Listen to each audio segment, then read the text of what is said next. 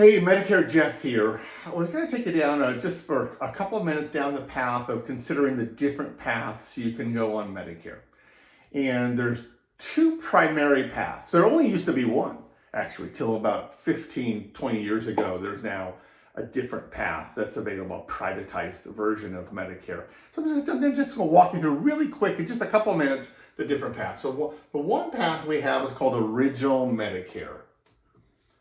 That's been around for long decades, and that's called Original Medicare. Original Medicare has a couple of components. And one is called Part A. Part A is something you earn with 40 quarters, 10 years worth over your lifetime, 10 years of Medicare taxes paid through your employer, if you're self-employed through your tax returns, different ways that people pay that. That's required. If you have less than that, there's accommodations that can be made. You don't have to pay, but if you just had 30 quarters, or if you have less than 30 quarters or no quarters, there's ways you can buy Part A in a sense. So reach out to me about that. Then Part B. Part B is a monthly premium you have to pay, must be paid. And that's in all kinds of Medicare. And that's called Original Medicare. Now beyond that, you have a couple of paths that you can go. Everyone must pay this. Presently, we're in 2023. That premium is $164.90 or higher. If you have a high income, there's what's called an income-related monthly adjustment amount. So that can go up to, you can add another $395 to that if you're fortunate enough to have very high income. So congrats on that if that's you. But so Part A, must earn it or buy it. Part B, must pay it. No question. So that's Original Medicare. Then beyond that, we want to, you can see some gaps here. There's a gap here.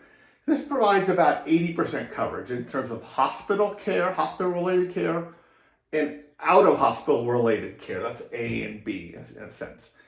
Inpatient, outpatient. So beyond that, you have some choices to make. And one is going to be, do I close the gap that I see here with what's called a Medigap Plan or a supplement plan? Those are the same thing, Medigap or a supplement plan. That's what most of my clients wind up doing. And I have to fill out forms online, and we have a matching engine that finds the right plans for their own considerations that they've inputted. And then, of course, for that we need a prescription drug plan, and this bundle together cost, it varies. You'll have people who, most people have earned the Part A. They'll pay Part B at $164.90. Then they'll buy a supplement plan anywhere from $60 a month to $260 a month. It varies by state. Some are age attained, all kinds of different scenarios, but not awful. When you're used to paying thousands a month for insurance, like many of us self-employed people are, this is an unbelievable value. I wish I was 65 sooner. And then the other path you have down here is what's called Medicare Advantage or Part C. So must have AB, can buy a Medigap plan and add drug plan, or can add a Medicare Advantage supplement to it, what's called Part C. These can be lower cost, but have some substantial limitations for certain lifestyles and certain people. So reach out to me at MedicareJeff.com if you want to learn more. And my agency is called Vital Coverage Group, and we're licensed in quite a few states. So if we can't help you, we'll certainly refer you to someone who's capable and competent. So thanks so much. Bye.